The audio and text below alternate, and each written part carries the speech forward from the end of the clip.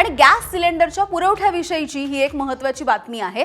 कारण देशभरामध्ये एलपीजी सिलेंडरचा पुरवठा आता हळूहळू सुरळीत होतोय आणि असं असताना केंद्र सरकारने स्थलांतरित कामगारांसाठी दिलासा देणारा असा एक महत्त्वाचा निर्णय घेतलाय। सरकारने 5 किलो एलपीजी सिलेंडरची उपलब्धता दुप्पट केलेली आहे।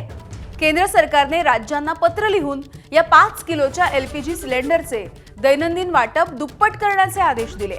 त्यामुळे स्वयंपाकासाठी गॅस सिलेंडरसाठी रांगेत उभं राहण्याची गरज नाही। तसंच सिलेंडरच्या काळ्या बाजारामध्ये महागडे दर देखील मोजावे लागणार नाहीयेत। 5 किलोचे सिलेंडर राज्य सरकार किंवा अन्न आणि नागरी पुरवठा विभागाकडून केवळ स्थलांतरित कामगारांनाच वितरित केले जातील, हे देखील आता स्पष्ट करण्यात आलेलं आहे।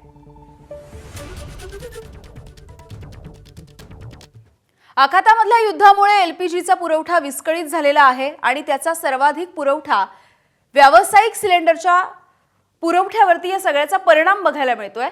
व्यावसायिक एलपीजी सिलेंडरच्या तुटवड्यामुळे नागपूरमध्ये 80% कॅटरर्स व्यावसायिकांनी आपले व्यवसाय हे पूर्णपणे बंद केलेत।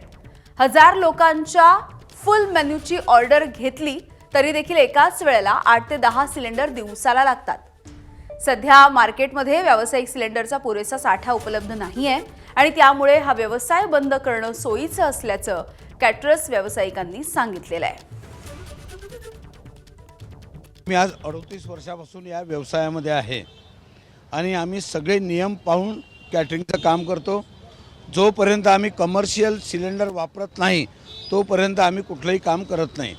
आणि आज कमर्शियल सिलेंडर मिळणं टोटल बंद झालेलं आहे आणि ब्लॅकमध्ये सर्रास सिलेंडर मिळत आहे।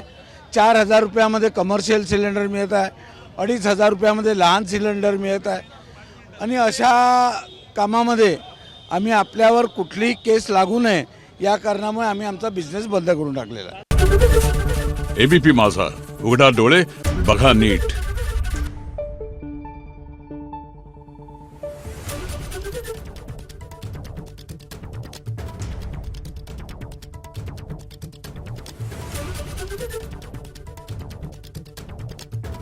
Thank you.